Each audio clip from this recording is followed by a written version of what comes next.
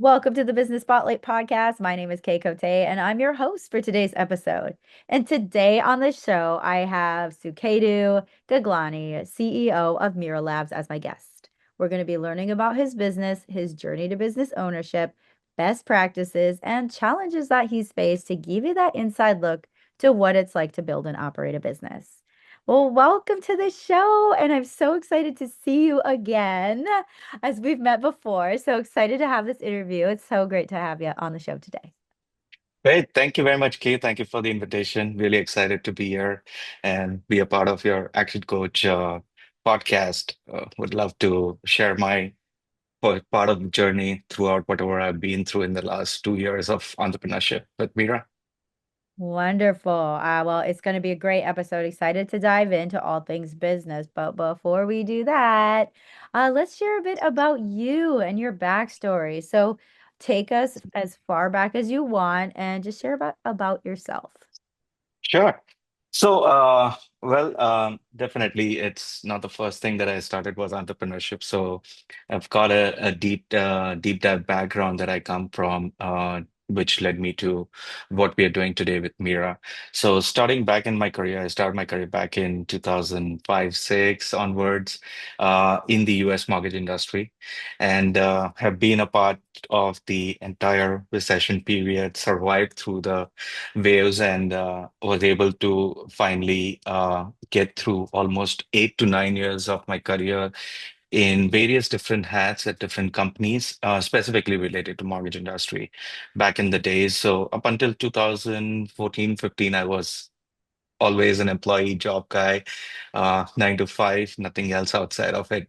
Um, but I guess over the decade of experience that I was able to gain, it really led me to believe to dive deeper into entrepreneurship. And because I already saw the mortgage industry in and out right from the day you start originating your business to the day you get funded, you get closed, you go into servicing of your loan. I had seen the whole life cycle of it. So I already knew there were the goods and the bads of the industry and what are the pain areas that most of our consumers, our businesses go through. That really gave me an insight and really pushed me hard to start thinking as an entrepreneur and start thinking out of the box. So 17 onwards, I started diving deeper into it. One of the important thing about my career is that I come from a non-tech background. So I usually spend my entire career in operations areas, mostly sales, operations, marketing. These are the areas that I've really spent my whole career into. But when I got into entrepreneurship, I knew that technology had a very big role to play in this. And that's what actually motivated me to do a data science and machine learning course back in 1819, and I got my certification done in that just to get a hang of, what kind of thing is machine learning, AI, artificial intelligence. That was the buzzword back in the day. So kind of got curious, learned about it, and knew about AI already that it existed back then. But, means I really thought that the technology was way far in the future. But in 22, when ChatGPT launched, it really gave me the edge to really go for it and really start looking seriously into it. And that's when Mira was born in 23. And I started working alone with ChatGPT, with Claude at that time, that were really one of the initial tools that were launched, and was able to come up with a small proof of concept. Got a proof of concept ready at around 24 onwards. We started getting the proof of concept out in the market, and then started getting some clients showing some interest, and then eventually. Today we are live with 2, 3 big enterprise clients in the top 25 to 3 clients that we have in the mortgage industry, and Mira is being used widely, flexibly over there. So, yeah, this has been a very, very interesting journey that I've been through, but really never thought that being a non-tech guy, I would be able to go ahead and come up with something like this. But today with AI, yes, definitely it's possible. So, yep, that's how Wow. it is. That's incredible, especially coming from a background as an employee to entrepreneurship. Now, how was that journey for you? Is it something you've, did it just like kind of hit you one day, like I need to be doing this, or was it something that you kind of always were thinking deeper on? Um, Part of that has to do with my nature is that I always like to learn more, keep learning more, keep evolving myself, grow every day. Every single day is what I always tend to look up for. So that is something that really helped me, first thing. Second thing was being an employee, you're working in a cubicle, so you're really limited to that area. You're not Mhm. able to think really out of the box. Even if you have a great idea, it's very difficult to get it up to the level where you can get it approved and really get it executed. And that is something that entrepreneurship allows you to do, right? So it really allows you to go above and beyond to whatever limitations you usually go through, and then eventually get it executed in no time. And that's something that I love, and that's one of the reasons why I'm an entrepreneur today. And I think the role really fits me. I love the role. That's it. Ah, that's very cool. So now looking at the business of what it is today, are you the sole, like what's your ownership structure look like? Are you the sole founder or do you have partners involved? Well, we have, like every other startup, we started, definitely, I started alone, but then along the way, we today have a very lean and a good technical team, a small team of five good team members, founding engineers that are working with me. We do have a few on the sales and marketing sides as well. We have a board members as well who are well-known, renowned, um, industry professionals who have associated in our idea and our vision. And we do have few investors who have invested in our vision and idea as well. So yes, we are a decent sized startup that we are today. And it's the good part about this is that when things were getting built, um, we have this belief that we were able to get on board. That's one of the biggest challenges that most of the startups, as a founder, as a beginner, when I started, was when I thought that how is it that I'm going to be able to convince people? But yeah, as in when the hands kept joining in, the the company started growing, and then team started getting stronger and stronger. Mhm. That's a really big point. Is like you were able to push through that uncertainty to be like, all right, we're building this team, we're going for it. And so you have five core members. Are there any additional employees that you're working with part-times, any of those too? No, these are the five core members that we have right now. I think, fortunately, one of the biggest part is that, because of AI, means we are a tech product company. So yes, where we could have got a job done like around with 10 to 12 people today, probably 5 to 17 members is good enough for us to at least get where we want to be. Oh, very cool. Very true. And so now looking at I want to kind of touch on your products and your clients. So let's start with clients. Who's your like ideal client for your product and then dive into kind of some of the offerings you have. Right. So let me tell you something a little bit about Mira first to help you understand what is Mira and how these clients will be associated with. So Mira is actually um, it's a brainchild of mine. So I come with 19 plus years of the mortgage industry experience. So Mira is a mortgage tech product. Ideally, the name came from Mortgage Intelligent Resource Assistant. That's where the name came from. So it's an AI copilot that's embedded in the loan origination point of sale system that technically doesn't really replace loan officer, is not here to replace any of the jobs, but it has been embedded as a co-pilot to take away all the boring and the repetitive job that is done by the humans, letting them to focus on the most important thing is getting more business, doing more sales, and getting more revenue done quicker compared to how it's done traditionally. So with that, our ideal client would be anyone and anyone who's dealing in residential mortgage loan origination today is our client. Can be a company with just doing one state licensed loan officer, or probably all the 50 states, 500 plus employee mortgage company as well, or maybe a bank or a credit union who's dealing in residential mortgage business. And then we do have the consumer side as well, but definitely the consumer side goes through our B2B channel. So consumers are our customers, but they are indirect customers to us because they are always relying on the loan officers that they work with. Okay. Okay. That paints a better picture of what you do and who you work with. And now as you're growing, as you're in this, you're growing the company, what is something that you're currently challenged with as you grow? I mean, that's something entrepreneurs face is like, oh gosh, here we are. We've got this thing. What do we do with it? Yeah, that's actually a very vast question you've asked me. Like, uh, one of the things that I realized on my journey is that definitely no one knows about it until anyone really goes through it. You can read about it online, you can see what other people have been through and what they have faced and challenges, but then, every entrepreneurship journey has been unique, and the same is my case. As I told you, like our challenge was when I started, I was alone. Getting the hands to join in was very difficult. Finding the right people, right partners, right engineers to work with us.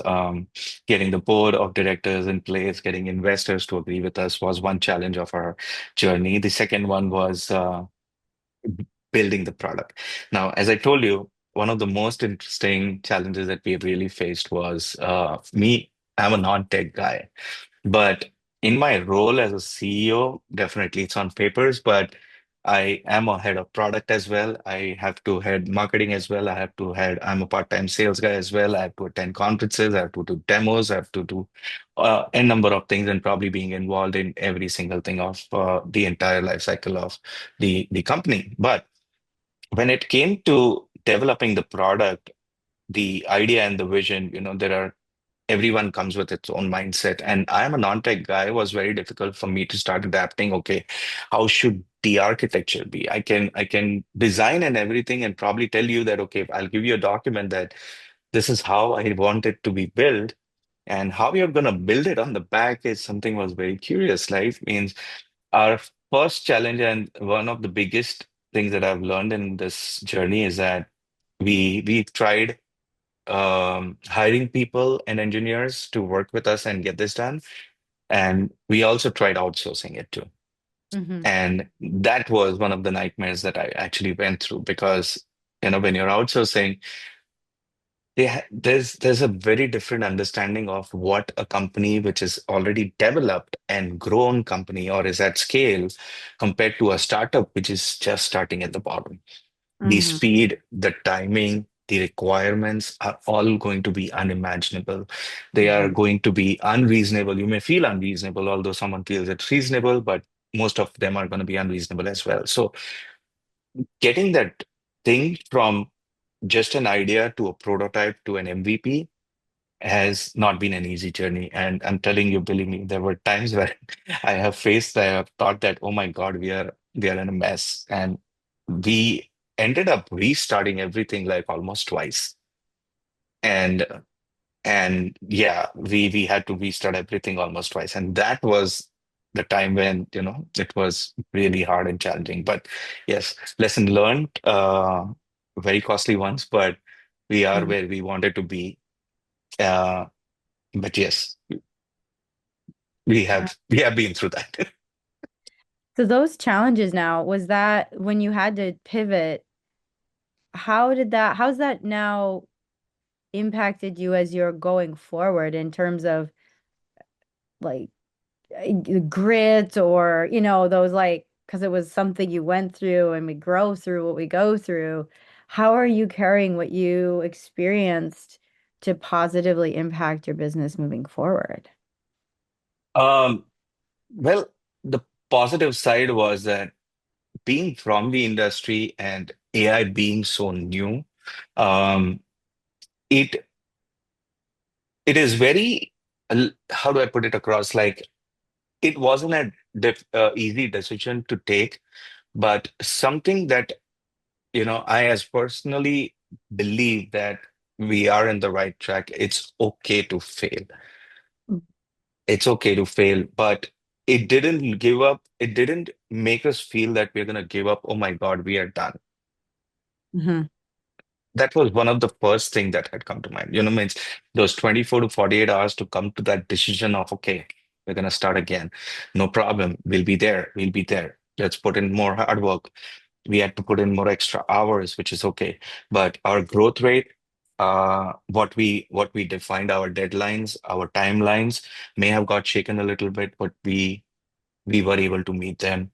We were able to still get our customers and onboarded. We still have our customers aligned with us. They are very happy with us, and they knew that, we are a startup. There'll be things that will come apart, there'll be things that might not work, that might work, but eventually our clients believed in our vision. So fortunately, that was one of the biggest things that we had was our clients along with us in this journey. Definitely. Now, looking at that as you move forward, how are you expanding to more clients? Are you like what's been your best form of, I guess, marketing would be the right word for gaining those clients? Yes. So again, means as far as marketing is concerned, then we'll be talking about there are tons of ways of doing marketing today, letting everyone know, oh, we are a product, we are out there, this, that, we can do a lot of social media and everything. But I still believe in the old school marketing style, which is still through relationship and credibility. Um, that has really worked very well in our favor. Speaking at various industry conferences, doing live demos, uh, talking to clients, going just walking into a mortgage company's office and just meeting a loan officer and showing them a product is still the best way we have been able to successfully attract more clients and uh, get a wow factor out of them and make them show interest in our product. So yes, for us, rather than we can always go ahead and make a social media campaign, probably give a feature out there and probably show a video of, oh, you know what, this is how it's going to happen and this is how it's working, compared to me going and sitting with a COO or a chief product officer of a company and talking to them and showing them that what is our AI really taking a messy file into a clean solution and getting the file through the underwriting phase was something like works 1,000 times better for us. So yeah, we focus more on see it working on your loans rather than flashy campaigns. That's how I look at as marketing. That's really true. I think that's a golden nugget of this conversation is just like that, one-on-one person meeting and like in person, especially nowadays, is so crucial. So, uh, Yep. yes, well, thank you for sharing about the marketing. And now I'd like to get into our Q&A that is top of mind questions. So our rapid fires. Are you ready for four rapid fire questions? Okay. Yeah, sure. All right. Question number one is, what is a key to success for you? Relentless consistency is just one word answer I would give it to you. Means believe me, there'll be times you will fail. There'll be times where things will not work. There'll be times that you will see that people are laughing at you. There'll be times you'll get rejections. There'll be times where you'll be ghosted. There'll be times when things will really not work in the way you're really expecting it to. Put your head down for it. That's it. Consistently, just keep working. Don't worry about it. Just keep working. That's all. It really doesn't matter if things are working out. Yes, plan it well, try it, always try it, never give up. But if it doesn't work, don't don't give up. Just work again. Stand up, work again. Oh, that's great advice. I love that. Number two is, what is a piece of advice you have for other business owners? Discipline and hard work. Hmm. These are the two things. Um, means as an entrepreneur, there is no easy way to say this, but you do not have a fancy life anymore. You cannot do the things that you really wish to, like spend time with your kids or family, or go on vacations, or have a party with your friends, unscheduled times, and you have to have your 6 to 7 hours of basic sleep you need. Believe me or not, if you don't do that, you're gonna really take away your health. You need that 6 to 7 hour of your sleep. You need to wake up early. You need to go back to sleep early. You have to eat 2 times of food properly. But along with that, if you maintain this discipline and then along with that, you keep working hard and consistently, there is no way, it doesn't matter whatever idea you're working on, it can fail. You Mm, will be where you want to be if you are able to maintain these basics in your life. And mm. that cannot, unfortunately, happen with anything that you wish to be fancy in your life, like any other employee or 9 to 5 worker has today. That's a really good point. I like that. Number three is what is, it could be a book, a podcast, an article, just anything that's like stood out to you recently that you've read. I wouldn't say very recent, but earlier this year, I went through this book. I really loved it. It's actually a brutal founder reality. The book is The Hard Thing About Hard Things by Ben Horowitz. I've heard that one. It's on my list. Yes, you believe me or not, means every single thing, how to, there are like one of the points in that book was very interesting about as a founder, do you want if would you want to go ahead and sell your company or no? Mm, It's uh it's an emotional decision that you have to take emotionlessly. yes, this is true. Yes. It's that it's an amazing book. You should really read it. I would recommend to every founder should do it.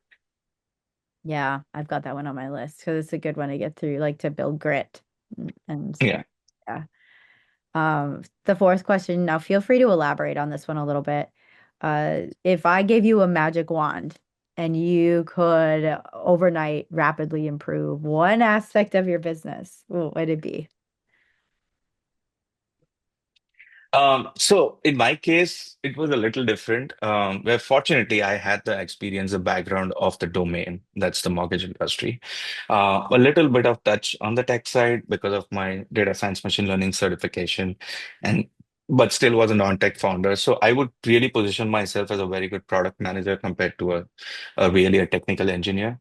So the tech side was really one of the challenging parts. If I would want to use that magical wand, it would be a second on the list, but the first one would really accelerate go to market. Um, as a startup, as an entrepreneur, your first product, your MVP, Mm, has will always be the worst product you may ever build. It will not be perfect. There will be it will be full of bugs. There will be things that will work that will be not working. You may hit rate limits. Your systems may go down overnight. Your customers may just go into panic. There are things which are not right, but still go to market the soonest as you can. mhm, mhm. If you do that, that is what I would want to really want to wish to do it. It's as I just told you that we failed twice, we restarted twice. So that was something that was really close to me, and I wanted to really accelerate the distribution of our product as quickly as into hands of our customers.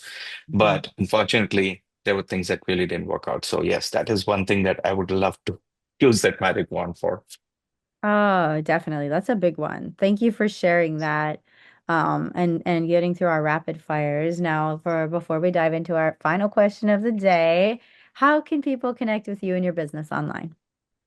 Sure. So one of the ways, definitely, as you can see my background, you can just go to our website.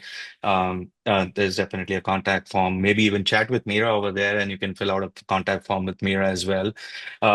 You can always email us at support@miralabs.ai. A very easier way to get in touch with us. We are available on all of our social media handlers as well. So made Instagram, you can connect with us on there. You can connect with us on LinkedIn, on Twitter, or Facebook as well. So anything, definitely, we are very well reachable, easily reachable. Wonderful. Well, thank you for sharing about your business and your contact info. And for the final question today, what is most inspiring to you today? Uh, well, what really mostly inspires me right now is watching my product go live, and it's actually doing the thing that I envisioned for. That's closing the gap for consumers to getting the the AI to help the consumers, get them onboarded, go through the application phase, run pre-qualifications, pre-approval quickly, and getting the file ready quickly for underwriting as well. So there are a lot of things that I really envisioned with this product. And in fact, just 2 months ago, we enabled the voice feature in Mira. So Mira is now able to talk as well. So you can, the moment you click that button, instead of just reading that long chats that Mira has, it will always summarize it for you and making things more easier for you. So that is something that we are really looking towards. So this is really inspiring when you're, as an entrepreneur, when your vision really comes to life and, it's working the way you expect it to be. So sky's the limit. There's a lot more things to be done. So we're looking forward to it.